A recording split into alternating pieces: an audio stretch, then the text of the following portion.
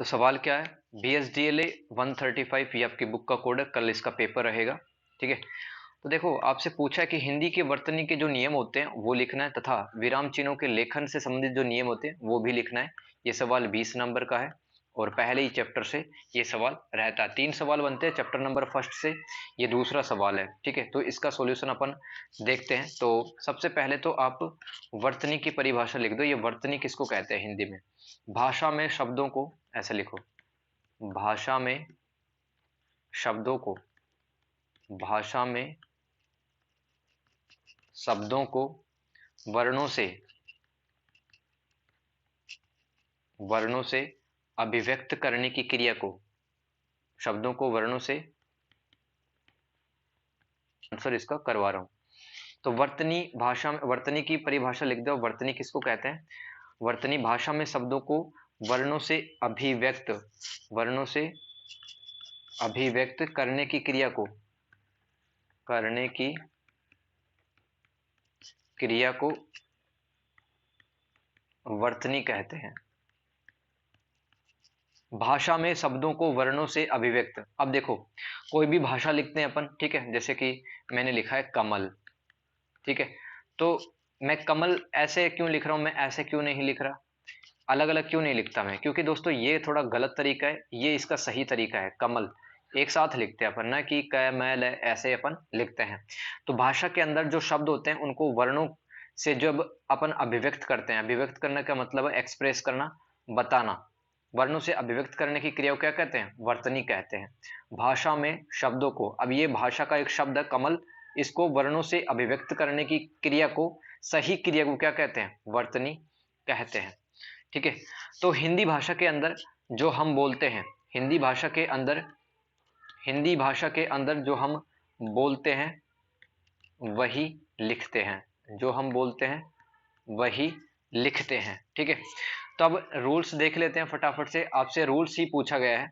अब देखो पहला रूल है, खड़ी पाई वाले व्यंजनों, ध्यान से समझना, और नहीं समझ में आए तो पूछ लेना। ठीक है, क्योंकि कल आ सकता है 20 नंबर का सवाल। खड़ी पाई वाले, खड़ी पाई वाले व्यंजनों, खड़ी पाई वाले व्यंजनों के संयुक्त रूप, संयुक्त रूप खड़ी पाई को हटाकर, खड़ी पाई को हटाकर बनाए जाते हैं, खड़ी पाई को हटाकर बनाए जाते हैं। देखो इसका मतलब क्या है, खड़ी पाई वाले व्यंजन, देखो जैसे कि मैंने च लिखा, च लिखा, तो एक व्यंजन ही तो है च, और खड़ी पाई है। खड़ी पाई क्या होती है? इसको अपन खड़ी पाई बोलते हैं। ठीक है, और अगर मैं च की खड़ी पाई हटा देता हूं तो क्या बन जाएगा? आधा च रहेगा, हमारे पास में आधा च ही तो रहेगा। इसको ये जो टी जैसा दिख रहा है इसको खड़ी पाई कहते हैं अपन। तो खड़ी पाई वाले व्यंजनों के, ये च एक खड़ी पाई वाला व्यंजन है, इसको संयुक्त रूप, मतलब व्यंजनों के संयुक्त रूप। अब इसका च का संयुक्त रूप अपन कैसे बनाएंगे कि हम इस च को आधा कर देंगे, मतलब खड़ी पाई है इसको हटा देंगे, च से क्या बन सकता है? कच्चा। ठीक है, ऐसे ही दोस्तों मैंने घ की खड़ी पाई हटा दी है, घ से घड़ी, इसकी खड़ी पाई हटा दी है तो क्या बन गया? आधा घ बन गया। और कौन सा ऐसा शब्द है जो कि आधे घ से बनता है? विघ्न। विघ्न का मतलब होता है समस्या। ठीक है, विघ्न। ऐसे ही दोस्तों मैंने न की खड़ी पाई हटा दी है और एक शब्द बना दिया न्याय। ठीक है, खड़ी पाई का मतलब ये जो डंडी रहती है टी जैसी, इसको हटा देते हैं। तो वापस से सुनो, पहला नियम क्या है, इसको रटना है। खड़ी पाई वाले व्यंजनों के, यानी कि जो च है, न है, ये खड़ी पाई वाले व्यंजन होते हैं के संयुक्त रूप, इनका संयुक्त रूप अपन कैसे बनाते हैं?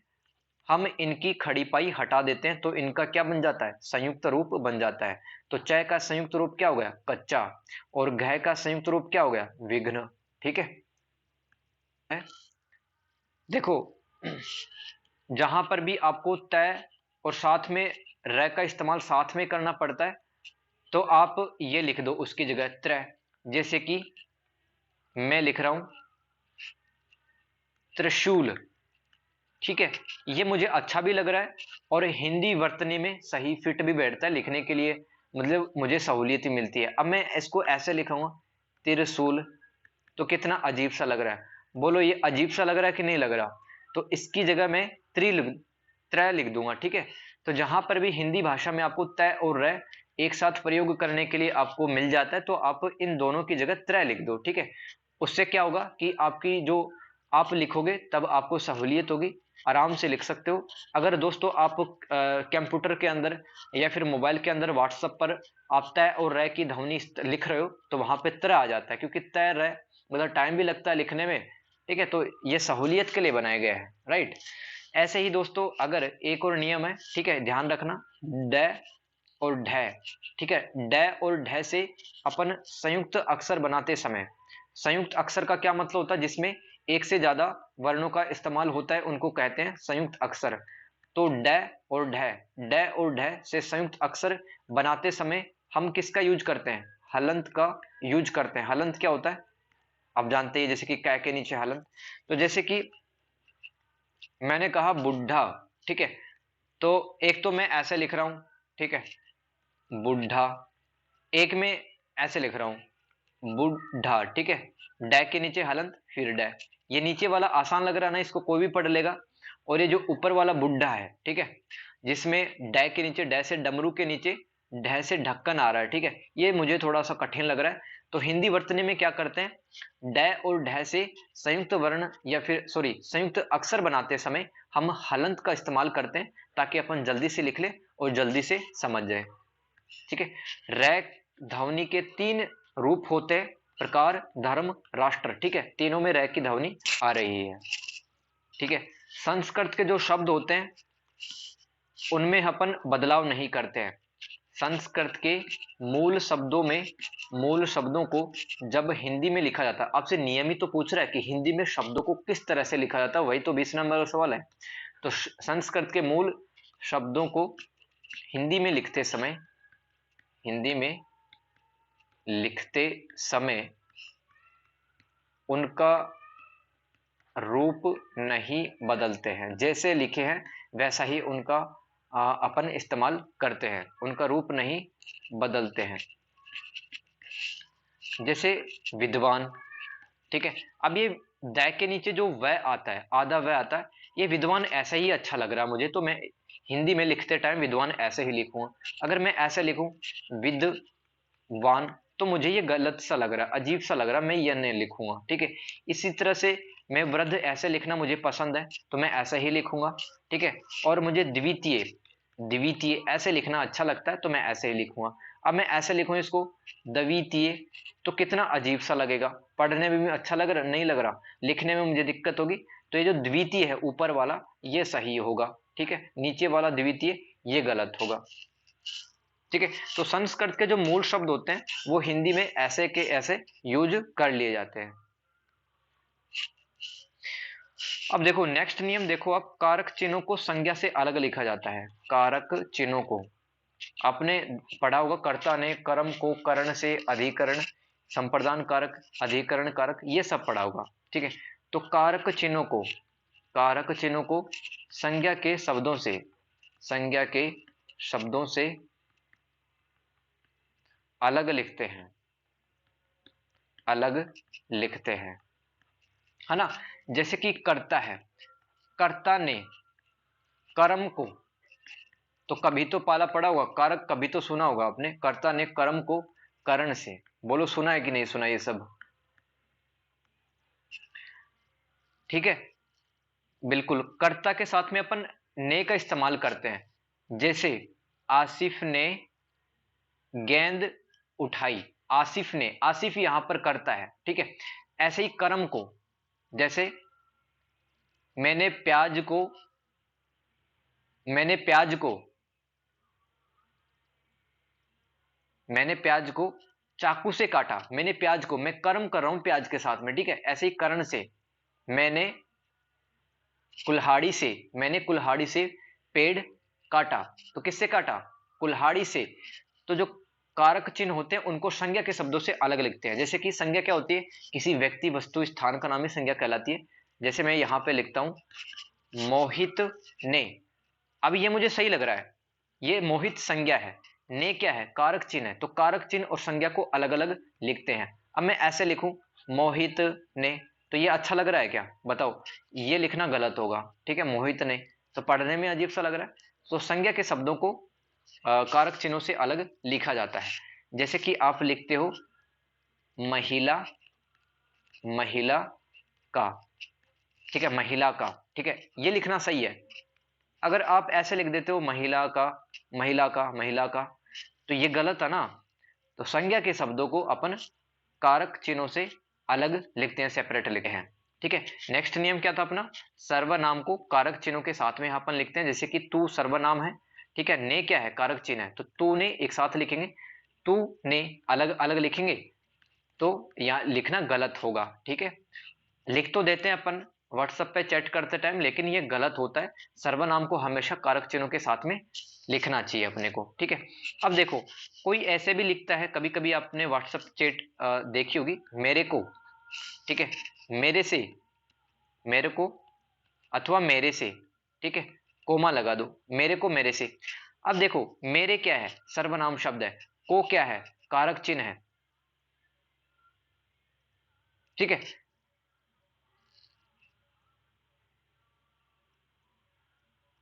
तो मेरे नाम का जो शब्द होता है वो एक्चुअली सर्वनाम नहीं होता, ये अगर मुझको होता, ठीक है, मुझको।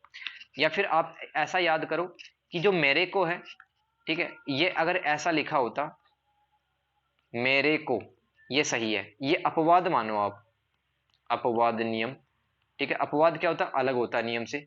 मेरे को ये साथ साथ में लिखा है, ये गलत हो जाएगा यहाँ पर, ठीक है। मेरे को ये सही होगा, मेरे से ये भी गलत होगा, मेरे से ये सही होगा यहाँ पे, ठीक है। तो चलो, अपवाद नहीं याद रहते तो नियम ये जरूर याद रखना, ठीक है। अपवाद को बोलो, क्योंकि इससे क्या है, फिर दिक्कत हो जाएगी, अपने को याद नहीं रहेंगी चीजें, तो मैं मिटा देता हूं, इतना तो याद रह जाएगा। सर्वनाम को अपन कारक चिन्हों के साथ में लिखते हैं, बोलो याद रहेगा कि नहीं रहेगा।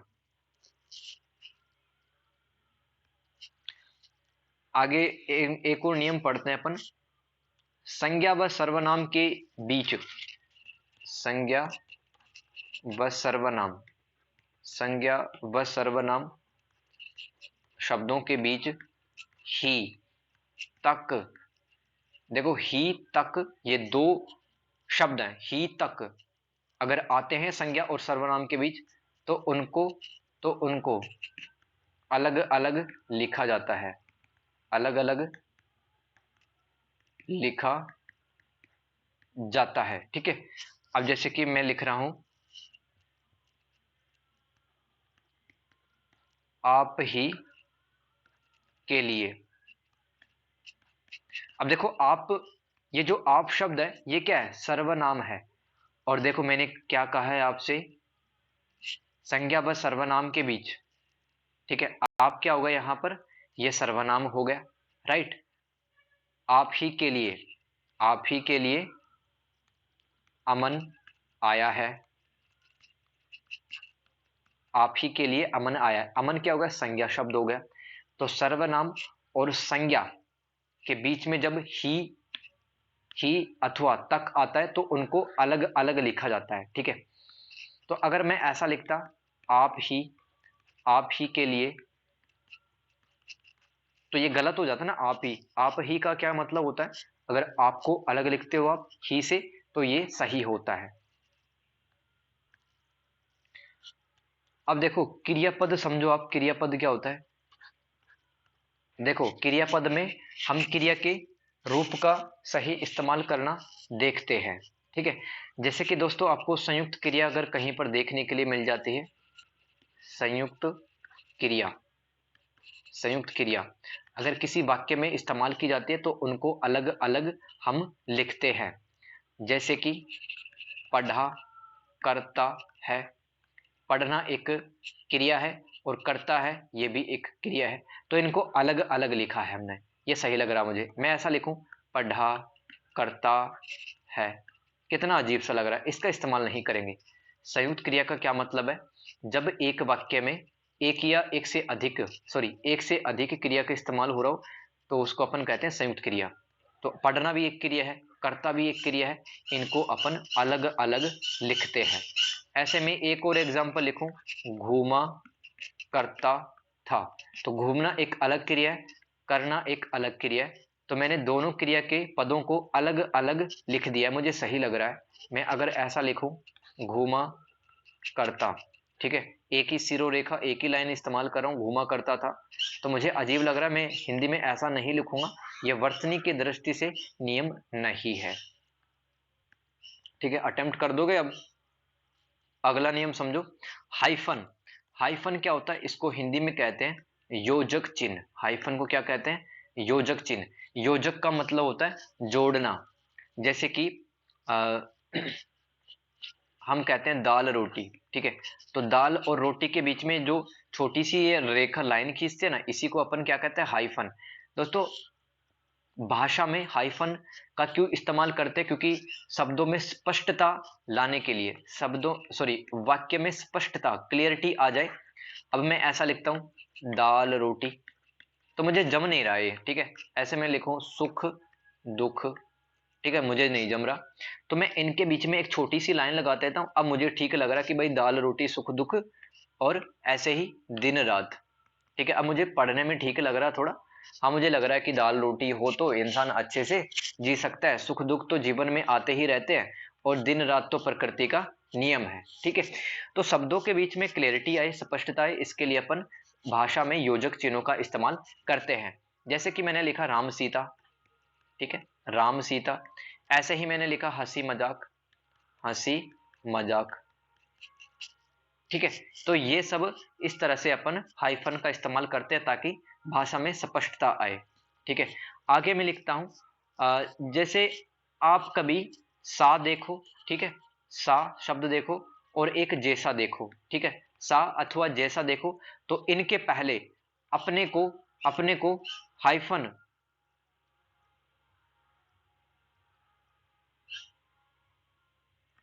हाइफन लगाने की जरूरत नहीं है, ठीक है। योजक चिन्हों की आवश्यकता की नहीं होती, योजक चिन्हों की आवश्यकता नहीं होती। जैसे मैं लिखूं कि वह लड़का तो गाय जैसा है, ठीक है, गाय जैसा है, तो मुझे पता पड़ रहा है कि वो लड़का गाय जैसा है, यानी कि वो मतलब भोला भाला है, ठीक है। तो ये ठीक लग रहा है मुझे। अगर मैं लिखूं गाय जैसा, तो यहां पर कोई इसका अर्थ निकल रहा है? तो वही मैं बता रहा हूं कि अगर किसी वाक्य में सा अथवा जैसा आता है, ठीक है, यहां पर जैसा आया है, तो जैसा से पहले आप हाइफन मत लगाओ, ठीक है, हाइफन मत लगाओ, ठीक है। और मैं लिखूं तुम सा, तुम सा इस दुनिया में कोई भी नहीं है, तो तुम सा मुझे ठीक लग रहा है। अब मैं तुम और सा के बीच में अगर हाइफन लगा दूंगा, तो दोस्तों ये मुझे लिखने में दिक्कत हो रही है और मुझे सही भी नहीं लग रहा है। तो किसी भी वाक्य में अगर सा अथवा जैसा आ जाता है, तो हाइफन लगाने की कोई आवश्यकता। अव्यय क्या होते हैं? वे शब्द, भाषा में वे शब्द जिन पर संज्ञा अथवा लिंग बदलने से कोई फर्क नहीं पड़ता है।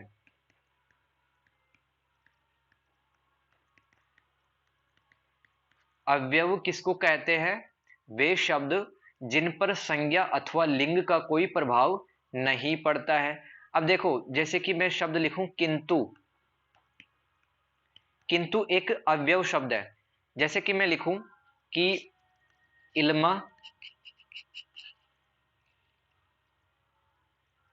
पूरा लिखता हूं, ठीक है, ये किंतु मैंने क्या किया, अव्यव शब्द है, इस पर फर्क ही नहीं पड़ता संज्ञा अथवा लिंग बदल भी जाए। तो यहां पे लिखता हूं, एक वाक्य लिख रहा हूं, किंतु इल्मा मुझे आम पसंद नहीं है, पसंद नहीं है। अब देखो, ये पहला वाक्य था। दूसरा वाक्य में लिखता हूं, किंतु के साथ में शुरुआत करता हूं इस वाक्य, किंतु रोहन किंतु रोहन मुझे आम पसंद नहीं है। तो आप मुझे बताओ कि देखो, इल्मा क्या थी? स्त्रीलिंग थी।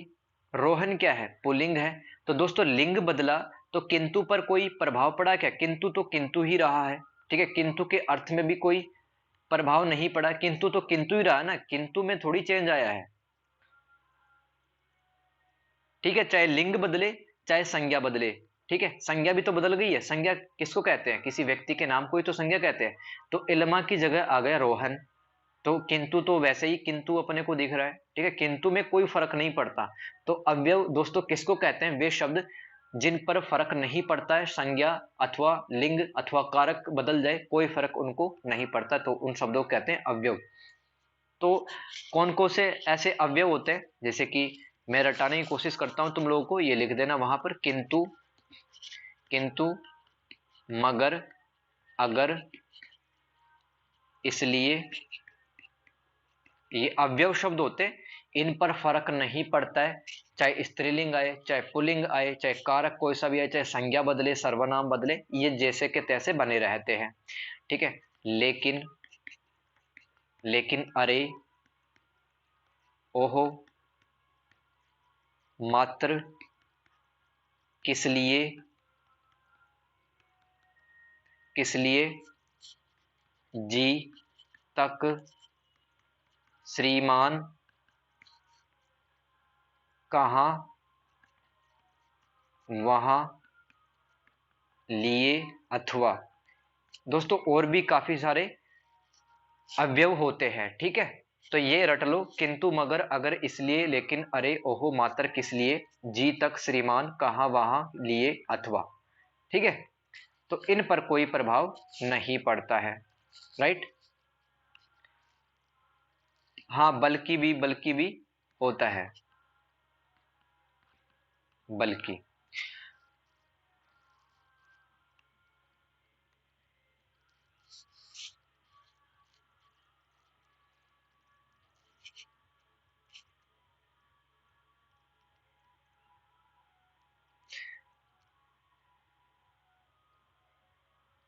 अब देखो नियम क्या कहता है अवयव से संबंधित, कि अवयव, अवयव जो शब्द होते हैं उनको अलग लिखना चाहिए, उनको अलग लिखना चाहिए। जैसे मैं लिखूं आपके सामने 60 रुपए मात्र, ठीक है, तो रुपए अलग है दोस्तों, मात्र अलग है। मैंने 60 रुपए ऐसा नहीं लिखा है, मैंने 60 रुपए मात्र, ये जो सिरो रेखा है मैंने एक नहीं लगाई, ये गलत हो जाएगा। मात्र हमारा क्या है? अवयव शब्द है, ठीक है, रुपए को अलग लिखा है, मात्र को मैंने अलग लिखा है, ठीक है। ऐसे ही दोस्तों इसलिए, इसलिए आपके साथ, ठीक है, मैंने ये लिखा, तो इसलिए अलग लिखा है ना, इसलिए क्या है? अवयव शब्द ही तो है। ये पहला नियम हो गया अपना, कि अवयव शब्दों को अपन अलग अलग लिखते हैं।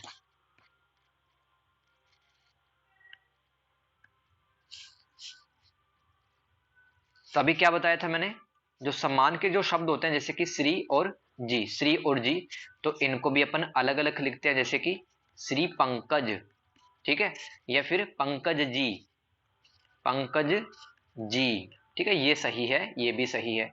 तो ये अपना नियम कंप्लीट होता है। और देखते हैं साथियों, जैसे कि कुछ अवयव शब्द होते हैं, प्रति, मात्र, यथा,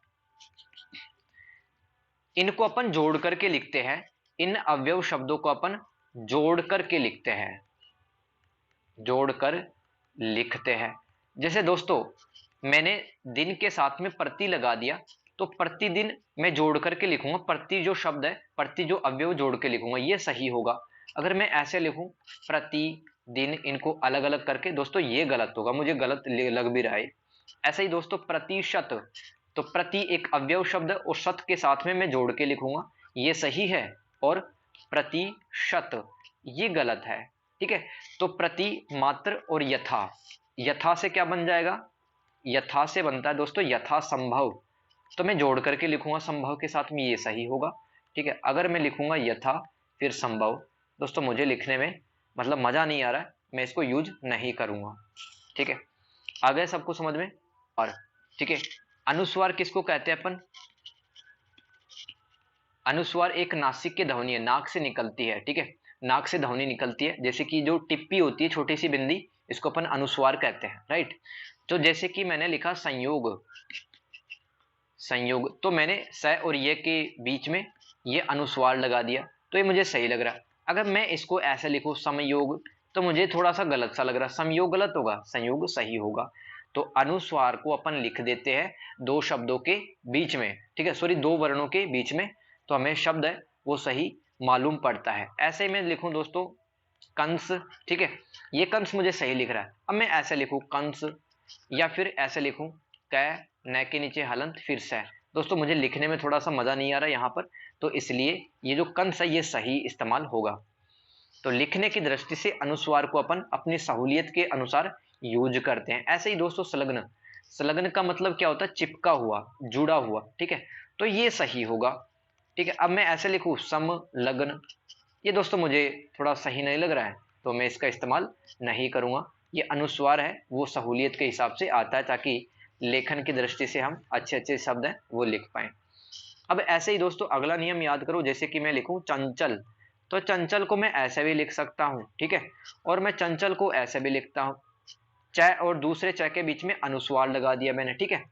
ऐसे ही दोस्तों देखो कंजूस, कंजूस को मैं ऐसे भी लिख सकता हूं, और कंजूस को ऐसे भी लिख सकता हूं। कै और जू के बीच में मैंने अनुस्वार लगा दिया, ठीक है। और जैसे कि मैं कंडा कहता हूं, तो ऐसा भी लिख सकता हूं, और इसको ऐसे भी लिख सकता हूं अनुस्वार के साथ में। तो दोस्तों मुझे जो सही लग रहा है मैं वही आपको बताऊंगा, और हिंदी वर्तने में जो नीचे वाला चंचल है अनुस्वार वाला, वो सही माना जाता है, लिखने में भी सही लग रहा है, देखने में भी सही लग रहा है। ऐसे ही दोस्तों इस कंजूस का अक्सर इस्तेमाल नहीं होता है, ठीक है, ये जो नीचे वाला कंजूस है अनुस्वार के साथ में इसका इस्तेमाल होता है। इसी प्रकार से जो जैसे कंडा, ठंडा, ठीक है, तो ये जो न है मुझे थोड़ा सही नहीं लग रहा है, तो मैंने अनुस्वार लगा दिया, ठीक है, अनुस्वार लगा दिया तो मुझे लेखन की दृष्टि से भी सही लग रहा है, ठीक है। अगर किसी वर्ग का, चाहे वो पै वर्ग हो, कै वर्ग हो, चै वर्ग हो, टै वर्ग हो, ठीक है, किसी वर्ग का पंचम अक्षर, पांचवा अक्षर या पांचवा वर्ण, ठीक है, पंचम वर्ण बार बार आता है या फिर दोबारा आता है, पंचम वर्ण दोबारा आता है, पंचम वर्ण दोबारा आता है, दोबारा आता है, तो दोस्तों पहले वाला, पहले वाला पंचम वर्ण आधा हो जाता है, पहले वाला पंचम वर्ण आधा हो जाता है। जैसे कि मैं आपके सामने कुछ शब्द लिखता हूं। अब मैंने लिखा अन्न, ठीक है, अब देखो ये न पंचम वर्णी तो पांचवा वर्णी तो होता है, ठीक है। अब मैं इसको ऐसे लिखूंगा, ठीक है। अब मुझे क्या सही लग रहा है? ये कौन सा वाला सही है, पहले वाला या फिर ये दूसरे वाला, कौन सा सही है?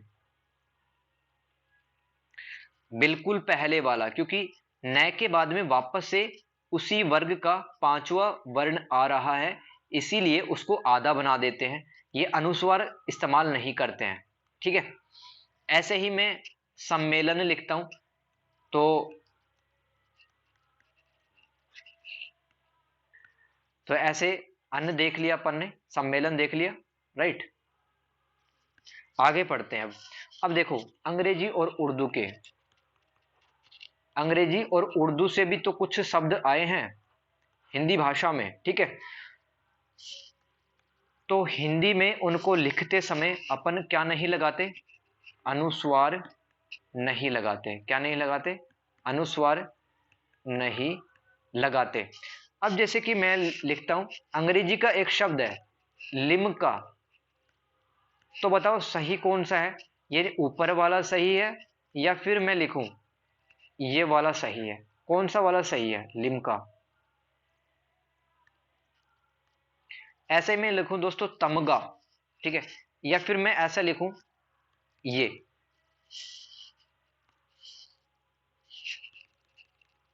ठीक है, ये यहां पर अनुस्वार है, ये लिका के ऊपर भी ये अनुस्वार है, ठीक है। तो ये तो लिंका बन गया, अपने को क्या बना था? लिम्का, ठीक है। ये अंग्रेजी भाषा का शब्द है, तो अंग्रेजी भाषा का शब्द अगर हम अपन हिंदी में लिखते हैं तो साथियों अपन अनुस्वार नहीं लगाते, इसका मतलब ये लिंग का है, नीचे वाला गलत हो जाएगा। तमगा, दोस्तों तमगा क्या होता है? तमगा मतलब प्रतिष्ठा, जैसे कि उसका तो तमगा लगा हुआ है, ठीक है।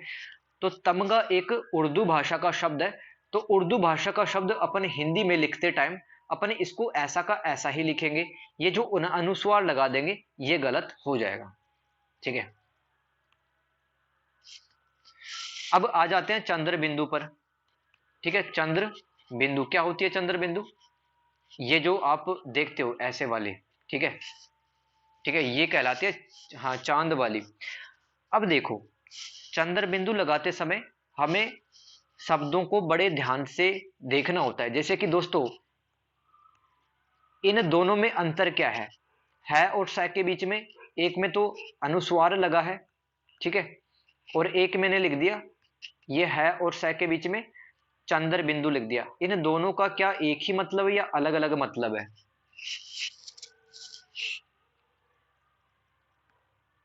तो मैं क्या बोल रहा हूं, सीरो रेखा के ऊपर अगर कोई मात्रा होती है, बड़ी ई की मात्रा या फिर ओ की मात्रा, तो अपन क्या नहीं लगाते, अपन चंद्र बिंदु का इस्तेमाल नहीं करते, अपन अनुस्वार का इस्तेमाल करते हैं। तो दोनों शब्दों में ये पहले वाला में है, ठीक है, ये सही होगा, ये गलत हो जाएगा, ठीक है।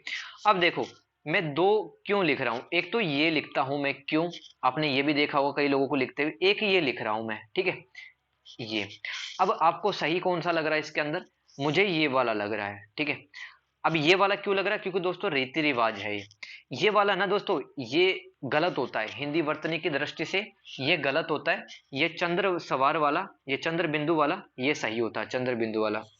अब देखो आ जाओ लास्ट नियम पर, लास्ट नियम पर विसर्ग, ठीक है। विसर्ग क्या होता है दोस्तों? ये जो खड़ी दो डोट होती है इनको अपन विसर्ग कहते हैं, ठीक है। तो इसमें क्या लिखोगे कि संस्कृत के तत्सम शब्द में विसर्ग का इस्तेमाल किया जाता है। विसर्ग का पहला नियम क्या है कि संस्कृत, संस्कृत के तत्सम, तत्सम का क्या मतलब होता है कि ऐसे के ऐसे शब्द जो किसी भाषा से ऐसा के ऐसे ले लिए जाते हैं, उनमें किसी प्रकार कोई बदलाव नहीं किया जाता है, ठीक है। तो संस्कृत से काफी सारे ऐसे शब्द हैं जो कि बिना किसी बदलाव के हिंदी भाषा में इस्तेमाल किए गए, उनको कहते हैं तत्सम शब्द। तो संस्कृत के तत्सम शब्द में विसर्ग का, विसर्ग का यूज होता है, विसर्ग का यूज होता है, ठीक है। तो जैसे मैं लिखूं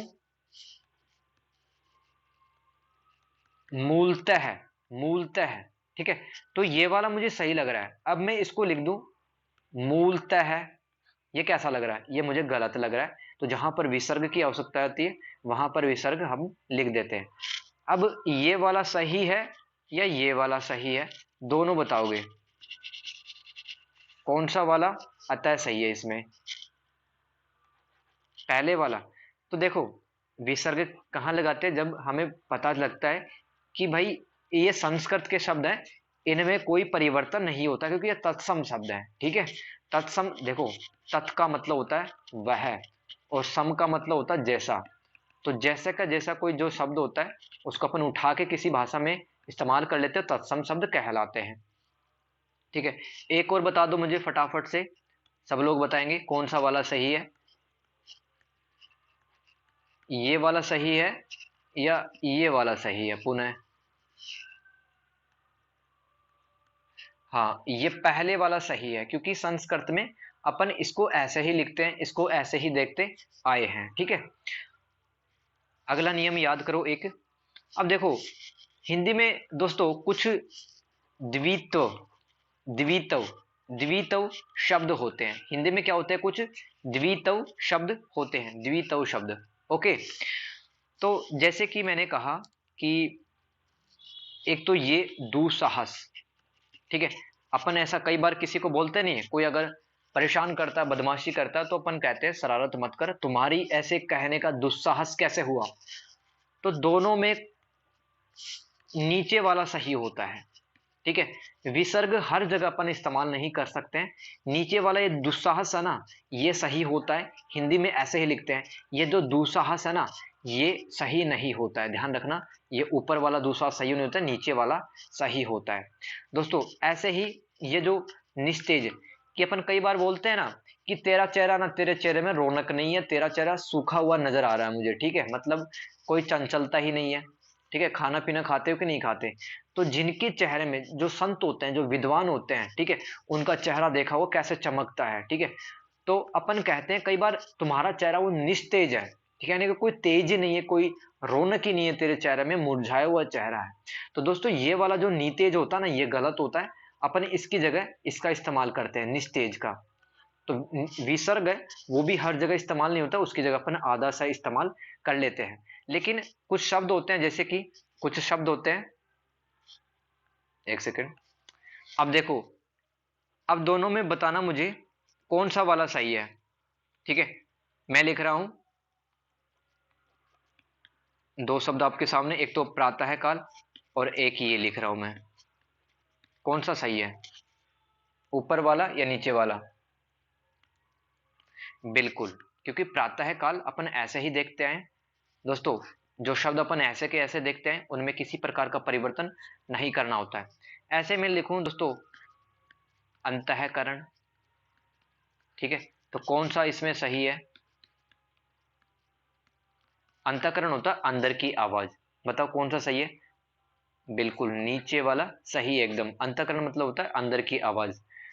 अब देखो, कुछ देसी भाषा के शब्द होते हैं, देसी भाषा के कुछ शब्द होते हैं, जैसे कि अपने लिखा 1 2 3 4 5 6 7 8 9 10, ऐसे अपन कई बार कहते हैं। तो दोनों में से आप ही बताओगे, आप इस वाले छह का इस्तेमाल करते हो या इस वाले छह का इस्तेमाल करते हो? जैसे कि जैसे कि आपने 600 बोला, ठीक है, तो ऐसा लिखोगे आप 600, या फिर ऐसा बोलोगे 600? कौन सा सही लग रहा है? नहीं नहीं, यहाँ पे थोड़ा आप मात खा गए हो, ठीक है। ये जो ऊपर वाला विसर्ग होता है ना, अच्छा है, देसी भाषा में जो शब्द होते हैं ना, उनके आगे विसर्ग लगाने की कोई आवश्यकता नहीं होती है, उनको अपन ऐसा का ऐसा लिख देते हैं। ये छह है, ये यहाँ पर एकदम सही फिट बैठ रहा है, ठीक है। एक लास्ट नियम देख लो, वर्ण के साथ चिपका करके इस्तेमाल करते हैं अपन विसर्ग को, वर्ण के साथ लिखा जाता है, विसर्ग वर्ण के साथ लिखा जाता है, विसर्ग वर्ण के साथ लिखा जाता है, लिखा जाता है, ठीक है। जैसे मैंने कहा अतः, ये वाला सही है या फिर मैं इसको ऐसे लिखूं, ये वाला सही है? कौन सा सही लग रहा है आपको, ऊपर वाला या नीचे वाला? हाँ, तो वर्ण के साथ में, हाँ बिल्कुल, ये तय एक वर्ण है, इसके साथ लगा करके, ठीक है, अपन विसर्ग का यूज करते हैं, अपन दूर दूर नहीं लिखते हैं, वर्ण के दूर नहीं लिखते हैं। तो दोस्तों ये एक 20 नंबर का सवाल कंप्लीट होता है। एक और सवाल करा दूं, इन तीनों में से एक सवाल आ जाएगा, और आप संधि विच्छेद रटो, जो किताब के अंदर ही उन्हीं में से आने वाला है, पारिभाषिक शब्द रटो, ठीक है, प्रयोजनमूलक हिंदी देखो, प्रयोजनमूलक की हिंदी के क्षेत्र देखो, तो ये आपके हो जाने हैं सारे सवाल ही, ठीक है।